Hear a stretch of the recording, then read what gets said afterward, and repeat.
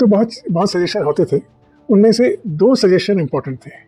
एक बैंक डकैती हुई और वो हुई लुधियाना में, और बैंक था Punjab national bank, industrial area Ludhiana. और एक हवाई जहाज उसी वक्त विद इन डेज एक हवाई जहाज से मुझे और मेरे कुछ और साथियों को लुधियाना भेज दिया गया ये तफ्तीश करने के लिए। थी 12 फरवरी 1987। तो हमारी तफ्तीश तो चलती रही और पहले 3 मंथ्स हम कंप्लीट ब्लैंक रहे। उनसे प्रोटेक्शन मांगी कि अगर आप हमें लाइफ प्रोटेक्ट कर सकते हैं तो हम आपकी मदद कर सकते हैं, क्योंकि हमसे भी उनको डर था। हमने कहा एक तरीका है, आप इनको एनकाउंटर में डेड दिखाइए। चुका था, ये बिल्कुल खत्म हो गया और CBI succeeded in eliminating for all times. मैं एक दिन डायरेक्टर साहब के पास गया, जब मुझे छुट्टी दी, मैं कर नहीं पा रहा, मैं फैमिली चौपट हो गई। नमस्कार दोस्तों, स्वागत है आप सभी का हमारे इस यूट्यूब चैनल में जिसका नाम है टेल्स ऑफ सेन। दोस्तों आज का ये जो एपिसोड है वो काफ़ी इंटरेस्टिंग होने वाला है, बिकॉज दोस्तों आज के इस एपिसोड में हमने सर से बात करी एक ऐसी बैंक डकैती के बारे में जो कि लेट 80s की एक बहुत बड़ी डकैती थी। ये इसलिए स्पेशल थी बिकॉज इसके पीछे के जो मोटिव्स ऑपरेंडी था वो एक टेररिस्ट एक्ट था, वो एक आतंकवाद की पालना था। आज हमने सर से बात करी इसी से रिलेटेड कुछ केसेस के बारे में कि कैसे सीबीआई ने क्या टैक्टिक्स अपनाई, सीबीआई की उस टीम ने क्या मेथड्स अपनाए एंड इस केस में सक्सेस हासिल करी। आई होप आप सबको ये केस बहुत पसंद आएगा, तो जुड़ी रहिए हमारे साथ। Good evening sir.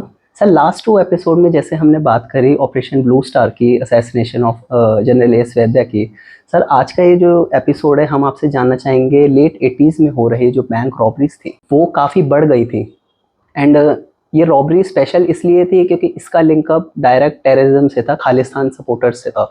तो क्या थी ये बैंक रॉबरी? ये इसके लिए होम मिनिस्ट्री को सीबीआई को अप्रोच करना पड़ा एंड सीबीआई ने इसमें अपनी तफ्तीश शामिल करी। आप ऑफिसर्स ने इसमें क्या चीज़ करी, प्लीज़ आप हमारे व्यूअर्स को थोड़ा बताइए इस रॉबरी के बारे में। होम मिनिस्ट्री ने पहले सीबीआई को ब्लू स्टार ऑपरेशन के बाद जो टेररिस्ट पकड़े गए थे गोल्डन टेम्पल में, उनकी तफ्तीश करने के लिए कहा। उसके बाद धीरे धीरे सीबीआई को एक्सपर्टाइज इंटेलिजेंस इन्वेस्टिगेशन होने लगा। सीबीआई भी नई थी, सीबीआई ने टेररिस्ट इन्वेस्टिगेशंस की नहीं थी, उनका काम एंटी करप्शन और इकोनॉमिक क्राइम्स का था, वो भी सीख रहे थे।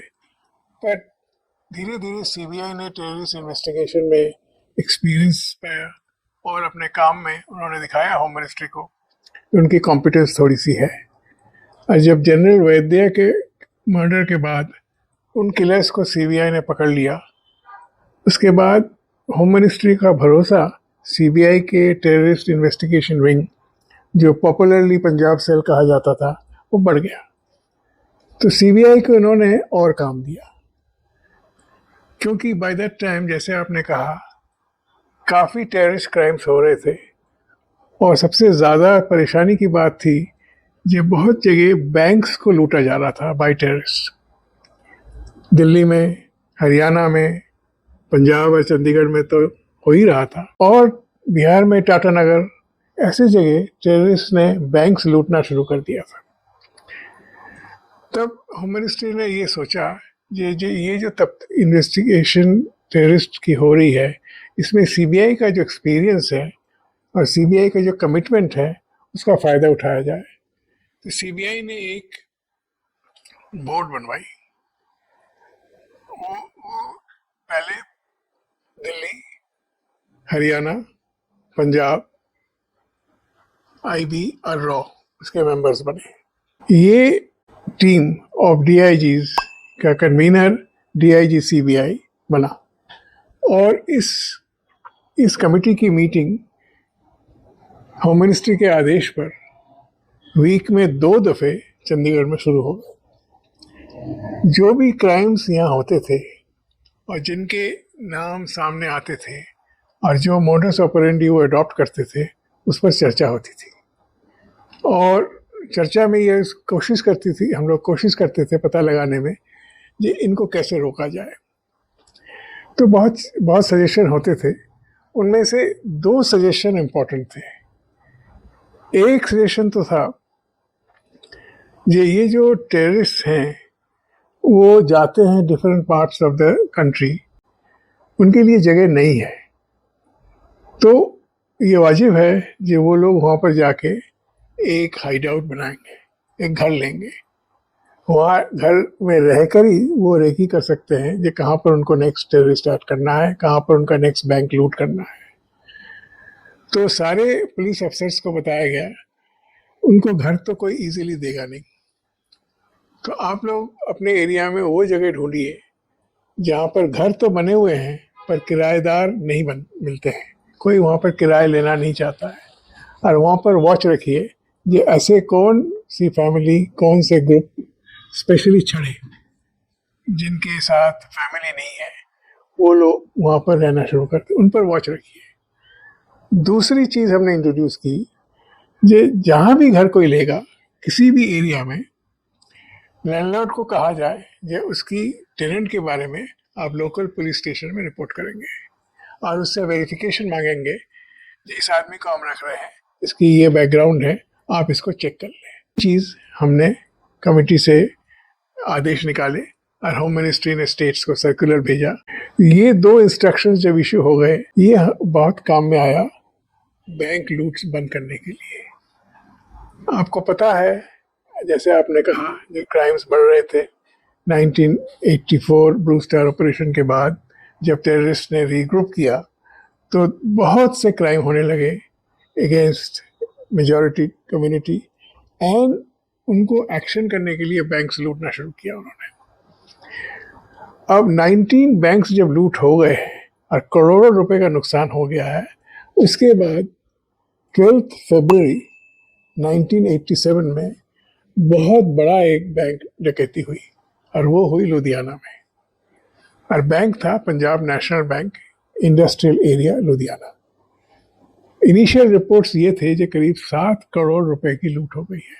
उस ज़माने में 1987 में ये बहुत बड़ा अमाउंट था, और तब तक इतना बड़ा अमाउंट का डकैती इंडिया में नहीं हुआ था। तो उसी दिन डायरेक्टर सीबीआई मोहन कात्रे और mister Ram Pradhan home secretary की बात हुई, और उसी दिन ये डिसीजन लिया गया ये तफ्तीश सीबीआई की सेल, जो popularly known as Punjab cell थी, पर स्पेशल उसका ठीक नाम तो था स्पेशल इन्वेस्टिगेशन सेल 4, उसको दिया जाएगा। और एक हवाई जहाज उसी वक्त विद इन डेज, एक हवाई जहाज से मुझे और मेरे कुछ साथियों को लुधियाना भेज दिया गया ये तफ्तीश करने के लिए। तो जब हमने तफ्तीश शुरू की लुधियाना में, हमें पता लगा मोडस ऑपरेंडी क्या थी।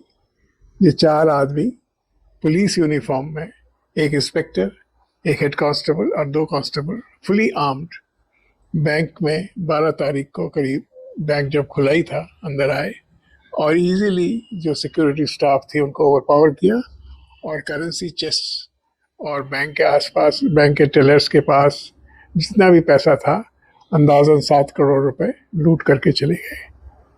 और बाहर उनके पास 3 गाड़ियां थी, एक मारुति, एक फिएट, एक टोयोटा पिकअप ट्रक, और कुछ लोग भी थे। ये खबर हमारे पास आई। ये थी 12 फरवरी 1987, और हम 2-3 दिन में वहाँ पर पहुँच गए थे। तो ये तो साफ था जी, ये टेररिस्ट का काम था, पर इनको पकड़ना हमारे लिए मुश्किल का काम था। ये लूट लगता था जो बड़ा ऑर्गेनाइज्ड हुआ है, और किसने किया इसके बारे में कोई खबर पुलिस को नहीं थी। जब वहाँ पर जाके हमने तफ्तीश करना शुरू किया और हम वहाँ आसपास लोगों से पूछते थे, धीरे धीरे हम पास खबर देने की कोशिश करते थे प्लानिंग कैसे हुई, तो हमें पता लगा कि एक group of young man track suit पहन के रोज करीब एक महीने से फरवरी के पहले, जनवरी के महीने से वहाँ पर प्रैक्टिस करते थे और बैंक के पास से दौड़ के जाते थे, और लूट हो जाने के बाद वो नहीं आ रहे। फिर इससे हमें उसी वक्त संदेश एक मिला, ये ग्रुप हो सकती है इन्वॉल्व हो, क्योंकि आप दिखाई नहीं दे रहे हैं। और उनके सामने ये भी लोगों ने कहा, ये जब बैंक लूट हुई, जब बाद में पता लगा, तो उनको याद है ये एक फिएट गाड़ी, एक मारुति गाड़ी और एक पिकअप ट्रक बाहर थी, और उसमें लोग बैठे हुए थे जिनके पास असला था। तो ये तो हमको फिर समझ में आ गया। ये 4 आदमी अंदर गए, काफ़ी आदमी बाहर रहे, और उनके पास गाड़ी भी था, असला भी था। और ये लोग करीब 1 महीने से एरिया को देख रहे थे ट्रैक सूट पहन के। अब हमारे पास जो इंस्ट्रक्शंस हमने इशू किए थे, जैसे घर जहाँ पर लोग किराए नहीं रहते हैं, छड़े रहते हैं, उसके बारे में हमने पुलिस को पूछा। लोकल पुलिस को इंस्ट्रक्शंस आपको मिले हुए हैं, आपने कैसे कोई एरिया है, तो हमको ब्लैंक, कंप्लीट ब्लैंक। उन्होंने कहा ऐसा घर हमने देखा भी नहीं, हमें पता भी नहीं है, और हमने इतना ज़्यादा देखा भी नहीं है। पर दूसरी इंस्ट्रक्शन जो हमारी थी, ये बीट ऑफिसर जो होता है वो एरिया में घूमता रहेगा, और अगर नए किराएदार कोई आए होंगे तो उस किराएदार के बारे में वो खबर देगा कि उसने वेरीफाई कराया है कि नहीं। तो हमारी तफ्तीश तो चलती रही, और पहले 3 मंथ्स हम कंप्लीट ब्लैंक रहे। हमें कोई क्लू नहीं मिला ये किसने किया, कैसे हुआ। ये पता था टेररिस्ट एक्शन था, और करीब 12 आदमी 13 आदमी तो थे ही इन्वॉल्व, ज़्यादा भी हो सकते हैं। 4 अंदर गए थे, बाकी बाहर खड़े हुए थे। उनके पास गाड़ियाँ थी, और वो ट्रैक सूट पहन के घूमते थे। तो जब वहाँ पर ही घूमते थे तो हमने अंदाज़ा किया कि आसपास ही कहीं उन्होंने घर लिया होगा। तो हमने बीट कांस्टेबल्स को ये पता लगाने के लिए कहा कि आप पता लगाइए नए किराएदार कहीं लगे हैं कि नहीं। वो छड़े भी हो सकते हैं, फैमिलीज के साथ भी हो सकते हैं। तो 3-4 महीने बाद एक बीट कांस्टेबल हमको आके कहा, ये एक एरिया है फील्डगंज, लुधियाना, उसमें कुछ लोग विद फैमिलीज रह रहे हैं, वो नए हैं, और उन्होंने वेरिफिकेशन उनका हुआ नहीं है, लैंडलॉर्ड ने वेरिफिकेशन कराया नहीं। तो हमारे पास सिर्फ इतनी खबर थी, पर हमने सोचा खबर कम है, कोई बैकग्राउंड नहीं है, फिर भी हमको तो कुछ खबर ऐसे मिलना नहीं है, हमने रेड लगा दी वहाँ पर। तो हम लोग फ़ौरन वहाँ पहुँचे, पर लगता था फिर भी उनको खबर मिल गई थी। जब हम पहुँचे तो वहाँ कोई नहीं था, पर खाना गरम रसोई में था, और कुछ सामान, कपड़ा, रहने का सामान मिल गया। साथ हमको एक कैमरा भी मिल गया। कैमरा में रोल अंदर था, और हमने उसको डेवलप किया। तो उसमें बहुत लोगों के फोटोग्राफ्स मिले, बहुत डॉक्यूमेंट्स मिले जो लगता था सस्पिशियस। तो वो हमारे लिए फर्स्ट ब्रेक थ्रू था, जो हो सकता है ये घर उनका बेस हो। उसके साथ ही साथ हमको जो डॉक्यूमेंट्स मिले, वो एक मारुति कार से कनेक्शन हो गया, और उसमें एक फेक लाइसेंस मिला, पर फेक लाइसेंस का एड्रेस करेक्ट था। तो वहाँ जहाँ पहुँचे हम, वहाँ पर एक आदमी मिला जो आर्मी डिजर्टर था, जिसका नाम बलबीर सिंह था। उनसे जब पूछताछ की गई तो पता लगा वो टेररिस्ट फ्रिंज में है। बैंक लूटने में तो इन्वॉल्व नहीं था, पर उनके साथ रहता था। तो उससे हमें कुछ खबर अबाउट द बैंक लूट मिला, और हमको ये सीक लाइन में है, फील्डगंज एरिया में जहाँ पर हमने रेड की थी, वो उनका अड्डा था, वहाँ वो रहते थे। वहाँ पर से वो फैमिली बन के रहते थे, लेडीज़ भी उनके साथ थी, और ये जो ट्रैक सूट पहन के वो भागने जाते थे, वहाँ से ही जाते थे। वो सब खबर हमारे पास धीरे धीरे आ गई। अब कैमरा को जो हमने डेवलप किया, और कैमरा के अंदर जो फोटोग्राफ हमको मिले, उस फोटोग्राफ से हमें लोगों का चेहरा मिला। अब ये कौन थे, कैसे लोग थे, ये तो हमें पता नहीं, पर हमें वो चेहरा मिला जिससे हम कन्विंस्ड हो गए हैं ये लोग शायद इस बैंक लूट में इन्वॉल्व थे। अब इनको आइडेंटिफाई करना हमारे लिए बहुत ज़रूरी था। अब हमारे पास कोई मेथड ऑफ आइडेंटिफिकेशन तो नहीं था।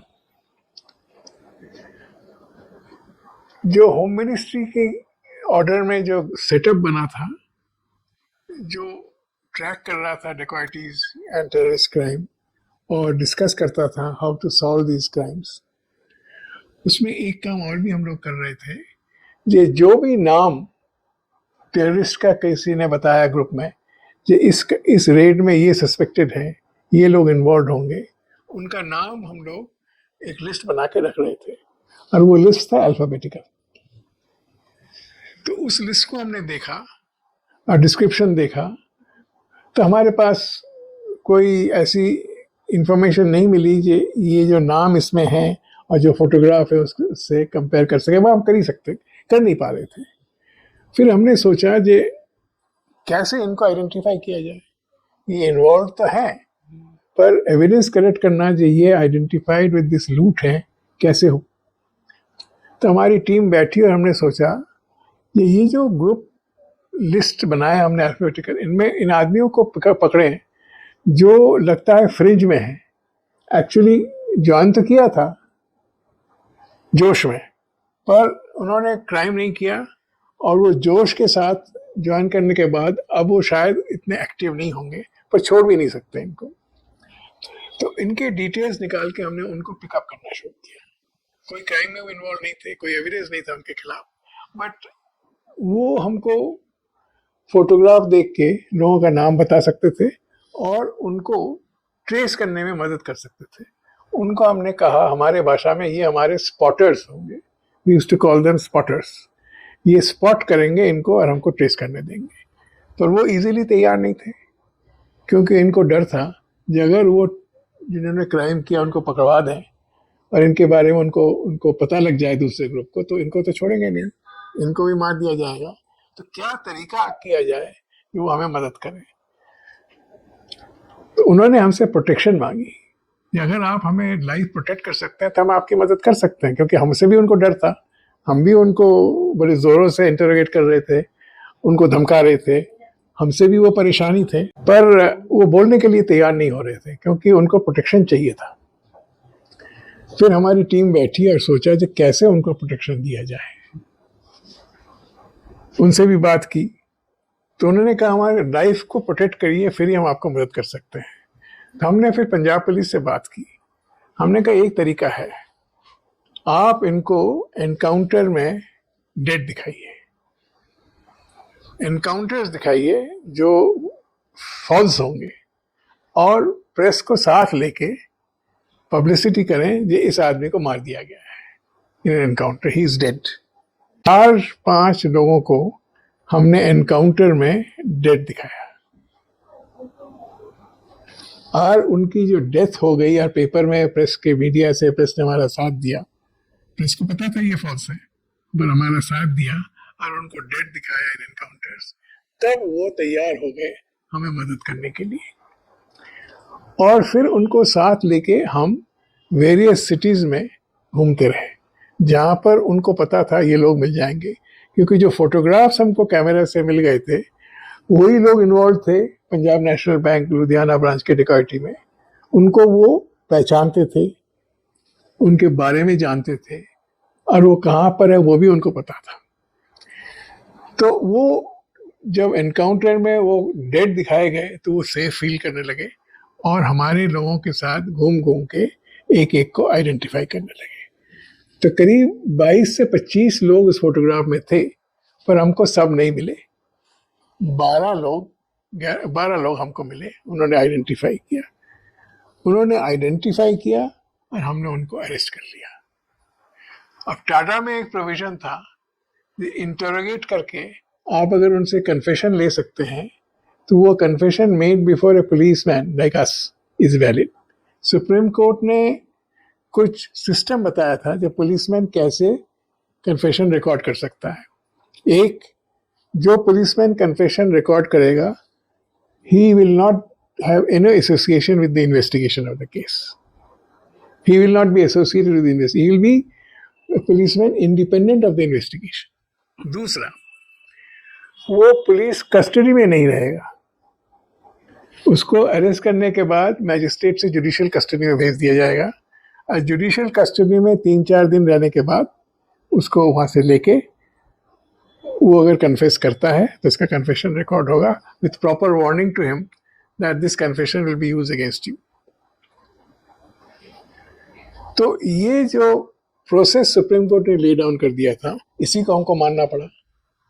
और ये जो टेररिस्ट पकड़े गए थे, इनको हमने अरेस्ट किया, उनकी इंटरोगेशन करके जब हम सेटिस्फाइड हो गए दैट वो टेररिस्ट थे, बैंक लूट में इन्वॉल्व थे, क्योंकि उन्होंने काफ़ी रिकवरीज कराई हमसे। 3 करोड़ रुपए और पंजाब नेशनल बैंक लूट का दमदमी टकसाल में रखा हुआ था, उन्होंने पॉइंट आउट करा। उन्होंने जो ट्रक्स खरीदे थे जिसमें वो आर्म्स रखते थे, वो ट्रक्स उनमें हमें दिखाए। तो वो एविडेंस हमारे पास था दैट इन्होंने ये क्राइम किया, और ड्यूरिंग इंटरोगेशन रिकवरीज भी कराई। उसके बाद उनका कन्फेशन हमने उस पुलिस ऑफिसर से रिकॉर्ड कराया जो इन्वेस्टिगेशन के साथ एसोसिएटेड नहीं था। तो जितने टेररिस्ट 12 के 12 पकड़े गए हमारे हाथ, सबसे हमने ये कन्फेशन करा पाए। बाय द टाइम हमारे इंटरोगेशंस और हमारे एविडेंस से वो इतने थक गए थे कि उन्होंने पुलिस के सामने कन्फेशन कर दिया, और ये कन्फेशन लीगली रिकॉर्ड हो गया। On the basis of this confession हमने करीब 22 आदमी को आइडेंटिफाई कर लिया और 12 लोगों को प्रोसिक्यूट किया। और ये क्राइम तो हुआ था 12 फरवरी को 1987 में, और इन्वेस्टिगेशन चला अप टू जुलाई 88 में जाके हमने चार्जशीट डाली, और ट्रायल चला 2012 तक। 88 से 2012 तक सारी एविडेंस रिकॉर्ड हुई। उनके सिर्फ उनके कन्फेशन के बेसिस पर कन्विक्शन नहीं हुआ, उनका कन्फेशन तो एक एविडेंस था ही, पर उनके इंटरोगेशन से जो डिटेल्स हमको मिली थी उसका हमने सारा एविडेंस कलेक्ट किया। कहाँ वो रहते थे, कैसे वो आए थे, कैसे लूट किया, जो पैसे मिले दमदमी टकसाल से, उनका link with Punjab national bank, वो बड़ा डिटेल काम हुआ, जिसलिए टाइम लगा। मैं पेश करने में भी टाइम लगा।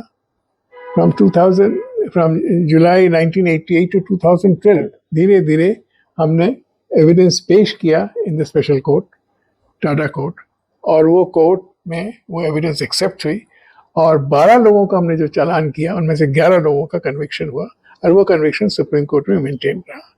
सबसे बड़ा फायदा हुआ इस केस का that the back of the terrorist group जो बैंक लूट कर रही थी, जिन्होंने पहले 19 बैंक लूट कर चुके थे, वो खत्म हो गया। इस अरेस्ट के ट्रायल के बाद खालिस्तान कमांडो फोर्स जिस नाम से इस ग्रुप को जाना जाता था, उसके कोई भी इंसिडेंट ऑफ बैंक लूट नहीं है, और उनको भी पता था कि उनका बैंक ब्रेक हो गया। इसलिए उन्होंने ये तय भी किया था बीच में, जिस टीम के जो हेड हैं उसको बम्प ऑफ कर दिया जाए। और इसके बारे में एक किताब है रिटन बाय राजेंद्र शेखर, जो जॉइंट डायरेक्टर सीबीआई में थे और बाद में डीजी राजस्थान बने। उनकी memories are made of this, किताब का नाम है memories are made of this. उसमें इसका जिक्र किया है, और मुझे भी पता लगा, जब आईबी को भी खबर मिल गई थी, तो मैं जब फिर लुधियाना से आने लगा तो मुझे सिक्योरिटी मिलने लगा, और ये काम का एप्रिसिएशन और दूसरे तरफ से भी हुआ। ये काम के बारे में, टेररिस्ट इन्वेस्टिगेशंस के बारे में, प्राइम मिनिस्टर अपने closest colleague mister Arun Singh होते थे, उनको बनाया था चार्ज। वो मिनिस्टर ऑफ इंटरनल सिक्योरिटी थे, और डायरेक्टर साहब सीबीआई के मिस्टर मोहन कात्रे ने मुझे कई बार उनके पास भेजा टू ब्रीफ हिम, और मैं उनको ब्रीफ करता था कि कैसे ये यूनिट काम कर रही है और कैसे ये मीटिंग्स हो रही है, मीटिंग से क्या रिजल्ट हो रही है, वो खुद जानना चाहते थे। और फिर उनको भी ये पता लगा कि सीबीआई में ये काम जो एक डीआईजी कर रहा है ये काफ़ी हायर प्रेशर है, तो उन्होंने 2 डीआईजीज की पोस्ट सैंक्शन की, एक डीआईजी चंडीगढ़ और एक डीआईजी बॉर्डर रिंग। उन्होंने कहा जी ये बनवाइए 2, इसलिए सैंक्शन भी हो गई पोस्ट, और मुझे फिर सिर्फ इन्वेस्टिगेशन में रखा गया और ये सब मीटिंग से और बॉर्डर से दूर रखा। कुछ दिन तो मैं दोनों के चार्ज में रहा, बॉर्डर और सीबीआई पंजाब सेल का। बाद में मेरे से चार्ज ले लिया गया और मुझे छुटकारा मिला, because it was high pressure work, very high pressure work and risky work, but that continued from 1994 to 1988. This was virtually my last investigation of terrorist investigation. That was the Punjab National Bank robbery dacoity on 12 फरवरी 1987। पर इसको solve किया हमने, और जो Khalistan commando force की जो group थी, जो बैंक लूटने में माहिर हो गई थी, 19 बैंक लूट चुका था, ये बिल्कुल खत्म हो गया। और CBI succeeded in eliminating for all times the bank dacoits of the Khalistan Commando Force. Sir जैसे कि आपने बताया ये पंजाब नेशनल बैंक डकैती उस समय की बहुत बड़ी डकैती थी, 7 करोड़ तक इसमें लूट हुई। एंड सर मैं आपसे जानना चाहूँगा कि you were the main face जो सीबीआई की तरफ से एक पंजाब सेल को लीड कर रहे थे, तो आपकी पर्सनल लाइफ में क्या क्या चेंजेस आए, आपको किस किन हर्डल्स का सामना करना पड़ा इस तफ्तीश में, तो आप प्लीज़ थोड़ा हमें इसके बारे में बताइए। पंजाब सेल का काम सीबीआई के लिए पहला इस तरह का काम था, और हमारे डायरेक्टर मोहन कात्रे इनको बड़ा सीरियसली लिया। और मिस्टर मोहन कात्रे ने एक डिसीजन लिया जो बड़ा यूनिक था। मैं डीआईजी था, नॉर्मली डायरेक्टर के साथ डीआईजी का स्ट्रेट इंटरेक्शन नहीं होता है, उनके ऊपर आईजी होता है, फिर डायरेक्टर होता है। तो मिस्टर मोहन कात्रे ने एक तो आईजी हटा दिया और डायरेक्ट कनेक्शन मेरे साथ रखा। आईजी लेवल ऑफिसर कोई था ही नहीं, तो मेरे लिए पर्सनल लाइफ में ये बड़ी मुश्किल हो गई। मेरे लिए कोई बफर नहीं था, मुझे सीधा डायरेक्टर से ही बात करना पड़ता था सब बारे में। दूसरी बात थी, ये एक उस जमाने में एक फोन हुआ करता था जिसका नाम था रैक्स। वो phone only among senior group of officers होता था, joint secretary and then IG and उनके ऊपर लेवल के होते थे, and that phone had to be picked up yourself. अब मुझे वो एक फोन मेरे घर में वो लगा, होम सेक्रेटरी के ऑर्डर पर मेरा कनेक्शन, मुझे रैक्स कनेक्शन मिला, और उस फोन में सभी मेरे से बात करते थे, home secretary, cabinet secretary, director, और वो फोन मुझे पकड़ना पड़ता था। तो फैमिली लाइफ, एक तो इनका कनेक्शन था, दूसरा मैं जो कन्वीनर बन गया with of a group of DIGs जो बहुत सीनियर थे, director, deputy director IB, deputy director रॉ, DIG Delhi police, DIG Haryana police and DIG Punjab. इनका परमानेंट ग्रुप का मैं सीनियर मोस्ट, मैं कन्वीनर। रैंक में मैं कुछ महीने पहले डीआईजी बना था, ये मेरे से 3-4 साल 5 साल पहले डीआईजी बने।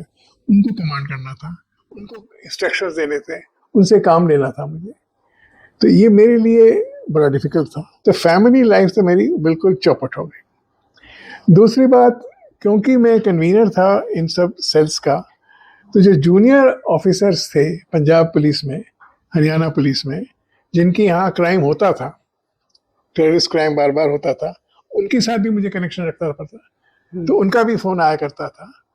तो एक ज़माना ये आ गया था, एक दिन मुझे पता है मिसेस सेन, मेरी वाइफ ने मुझे, मैं घर पर जब पहुंचा रात को करीब 9:30-10 बजे, तो कमरे में घुसते ही उन्होंने मुझे कहा, आपसे कुछ बात करनी है, आज 10 मिनट टाइम देना पड़ेगा आपको। तो मुझे तब समझ में आया कि मैं फैमिली के लिए कुछ नहीं कर रहा हूँ। मैंने वाइफ को मेरे से अपॉइंटमेंट के लिए 10 मिनट का टाइम मांगना पड़ता था, क्योंकि मैं घर पहुंचता था तो रैक्स बजता था या कहीं पंजाब से फोन आता था, फिर मैं सो जाता, खाना खा के सो जाता, सुबह उठ के मैं निकल जाता था। घर पर बच्चों को और फैमिलीज को और वाइफ को कोई टाइम नहीं दे पा रहा था। ये 4 साल 84 से 88 तक करने के बाद मैं एक दिन डायरेक्टर साहब के पास गया, जब मुझे छुट्टी दीजिए, मैं कर नहीं पा रहा हूँ, मैं फैमिली चौपट हो गई। तो फैमिली लाइफ एक तरह से चौपट हो गई। और जब ये थ्रेट आया, फैमिली को तो मैं बता नहीं सकता था थ्रेट आया है, उनको पता तो लग गया था सिक्योरिटी मिला हुआ है, पर मुझे खुद अपनी सेफ्टी के लिए मेरी जो गाड़ी थी उसका नंबर प्लेट बदलना पड़ता था रेगुलरली, और कोई टाइम नहीं रखता था मैं ऑफिस जाने का और ऑफिस से वापस आने का, कोई फिक्स टाइम नहीं रखता था। और 2 जगह मैं बहुत केयरफुल होता था, जब मैं ऑफिस निकलता था और ऑफिस से वापस आता था, और जब ऑफिस पहुंचता था और वहां से निकलता था, क्योंकि इस 2 एरियाज में ही उनका अटैक होता था। तो मैं निकलने के पहले गाड़ी से मेरा सिक्योरिटी देख लेता था बाहर कोई है कि नहीं, उसके बाद मैं निकलता था। सर आज के प्रेजेंट टाइम में हम न्यूज़ चैनल्स में देखते हैं कि एनआईए का इन्वॉल्वमेंट ज़्यादा रहता है टेररिस्ट के केसेस में, या फिर ऐसे बड़े केसेस में, जैसे सीबीआई का पहले इन्वॉल्वमेंट रहता था। तो इस चीज़ पे आप क्या कहना चाहेंगे कि एनआईए को अब सीबीआई को क्या हर्डल्स का सामना करना पड़ता है जो कि पहले शायद आपके टाइम पे बिल्कुल नहीं था। एक इमेज ही अलग थी सीबीआई की, बट वही इमेज आज के टाइम में हम एनआईए की देखते हैं। तो क्या आप कहना चाहेंगे इस चीज़ पे? Punjab cell was the first unit जो टेररिस्ट इन्वेस्टिगेशन सीबीआई में करने लगी। उसके बाद सरकार ने सोचा कि एक सेपरेट यूनिट बने जो टेररिस्ट इन्वेस्टिगेशन करेगी, पर कॉन्स्टिट्यूशनली ये पॉसिबल नहीं था क्योंकि state law and order is a state subject, और अगर स्टेट कंसेंट नहीं दे तो ऐसी कोई पुलिस बन नहीं सकती जो स्टेट में जो क्राइम हो उसकी तफ्तीश सुओ मोटो कर सके। पंजाब सेल ने स्टेट के साथ, स्टेट्स में जहाँ टेररिस्ट क्राइम हुए उनके साथ जो कोऑपरेशन रखा और जो रिलेशनशिप रखा, उसका ये फ़ायदा हुआ जिस सेंटर ने स्टेट को बता दिया कि देखिए हमारे पास पुलिस रहेगी जो आपके टेररिस्ट क्राइम इन्वेस्टिगेट कर सकती है, तो आपको फ़ायदा है। तो तब जब एनआईए बनी तब सारे स्टेट्स ने कंसेंट दिया दैट एनआईए सुओ मोटो हमारे स्टेट में कोई टेररिस्ट क्राइम हो तो उसकी इन्वेस्टिगेशन करने के लिए आ सकती है। तो NIA is a federal police in that way, and it was created out of the Punjab cell because Punjab cell did terrorist investigation in a fair, square manner with the cooperation of the states. तो उन्होंने convince कर दिया था state को ये एक cell बने जो सिर्फ टेररिस्ट क्राइम इन्वेस्टिगेट करेगी, उसको हम कंसेंट पहले से दे सकते हैं, इसलिए एनआईए बन गई। उसके बाद सीबीआई अब टेररिस्ट क्राइम इन्वेस्टिगेट नहीं करती है, एनआईए करती है, but NIA is the creation out of the Punjab cell. Thank you so much sir, आपने इतने इंटरेस्टिंग केस के बारे में हमें बताया। आपने बताया कि आपकी यूनिट ने क्या टैक्टिक्स अपनाई, क्या इनोवेशन मेथड्स अपनाए जो इस केस में आपको सक्सेस मिली। So thank you so much for that.